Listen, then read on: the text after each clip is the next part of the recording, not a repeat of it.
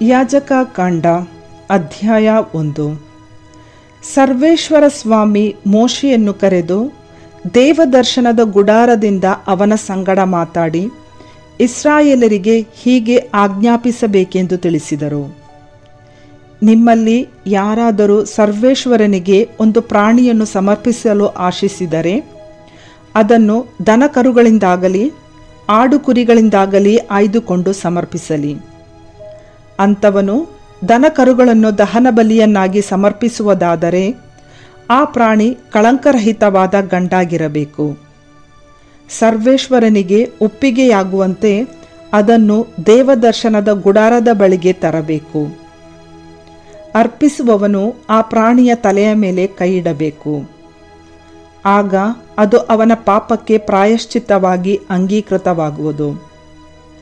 ಅವನು ಅದನ್ನು ಸರ್ವೇಶ್ವರನ ಎದುರಿನಲ್ಲಿ ವಧಿಸಬೇಕು.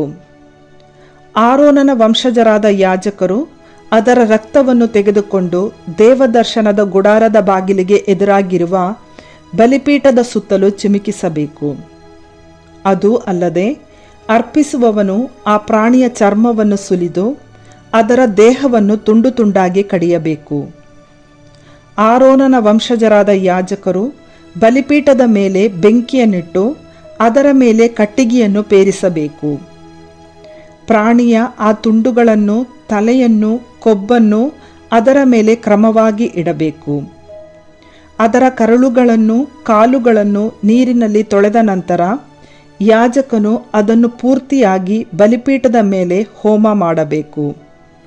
ಅದು ದಹನ ಬಲಿ, ಸರ್ವೇಶ್ವರನಿಗೆ ಪ್ರಿಯವಾದ ಸುಗಂಧಕರ ಬಲಿ. ಒಬ್ಬನು ಆಡನ್ನಾಗಲಿ ಕುರಿಯನ್ನಾಗಲಿ ದಹನ ಬಲಿದಾನ ಮಾಡಬೇಕೆಂದಿದ್ದರೆ ಅಂಥವನು ಕಳಂಕರಹಿತವಾದ ಗಂಡನ್ನು ತರಲಿ. ಅದನ್ನು ಸರ್ವೇಶ್ವರನ ಸನ್ನಿಧಿಯಲ್ಲಿ ಬಲಿಪೀಠದ ಉತ್ತರದ ಕಡೆ ವಧಿಸಲಿ. ತರುವಾಯ ಆರೋನನ ವಂಶಜರಾದ ಯಾಜಕರು ಅದರ ರಕ್ತವನ್ನು ಬಲಿಪೀಠದ ಸುತ್ತಲೂ ಚಿಮುಕಿಸಲಿ.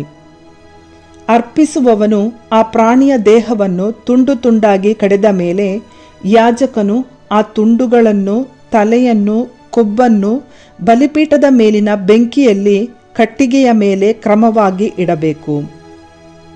ಅದರ ಕರಳುಗಳನ್ನು, ಕಾಲುಗಳನ್ನು ನೀರಿನಲ್ಲಿ ತೊಳೆಸಿದ ನಂತರ ಯಾಜಕನು ಅದನ್ನು ಪೂರ್ತಿಯಾಗಿ ಬಲಿಪೀಠದ ಮೇಲೆ ಹೋಮ ಮಾಡಬೇಕು. ಅದು ದಹನ ಬಲಿ, ಸರ್ವೇಶ್ವರನಿಗೆ ಪ್ರಿಯವಾದ ಸುಗಂಧಕರ ಬಲಿ. ಸರ್ವೇಶ್ವರನಿಗೆ ದಹನ ಬಲಿಯಾಗಿ ಸಮರ್ಪಿಸುವಂಥದ್ದು ಪಕ್ಷಿ ಜಾತಿಯದ್ದಾಗಿದ್ದರೆ ಅದು ಬೆಳವಕ್ಕಿಯಾಗಿರಲಿ ಅಥವಾ ಮರಿ ಪಾರಿವಾಳ ಆಗಿರಲಿ. ಯಾಜಕನು ಅದನ್ನು ಬಲಿಪೀಠದ ಬಳಿಗೆ ತಂದು ಕುತ್ತಿಗೆ ಮುರಿದು ಬಲಿಪೀಠದ ಮೇಲೆ ಹೋಮ ಮಾಡಲಿ. ಅದರ ರಕ್ತವನ್ನು ಬಲಿಪೀಠದ ಪಕ್ಕದಲ್ಲಿ ಹಿಂಡಲಿ. ಅದರ ಕರಳುಗಳನ್ನು, ಗರಿಗಳನ್ನು ತೆಗೆದುಬಿಟ್ಟು ಬಲಿಪೀಠದ ಪೂರ್ವ ದಿಕ್ಕಿನಲ್ಲಿರುವ ಬೂದಿಯ ಎಡೆಯಲ್ಲಿ ಬಿಸಾಡಲಿ. ಯಾಜಕನು ಆ ಹಕ್ಕಿಯ ದೇಹವನ್ನು ಇಬ್ಬಾಗವಾಗಿ ಸೀಳಲಿ. ಒಂದೊಂದು ಭಾಗದಲ್ಲಿ ಒಂದು ರೆಕ್ಕೆ ಇರುವಂತೆ ಸೀಳಲಿ. ಅನಂತರ ಅದನ್ನು ಬಲಿಪೀಠದ ಮೇಲಿನ ಬೆಂಕಿಯಲ್ಲಿರುವ ಕಟ್ಟಿಗೆಯ ಮೇಲೆ ಹೋಮ ಮಾಡಲಿ. ಅದು ದಹನ ಬಲಿ, ಸರ್ವೇಶ್ವರನಿಗೆ ಪ್ರಿಯವಾದ ಸುಗಂಧಕರ ಬಲಿ.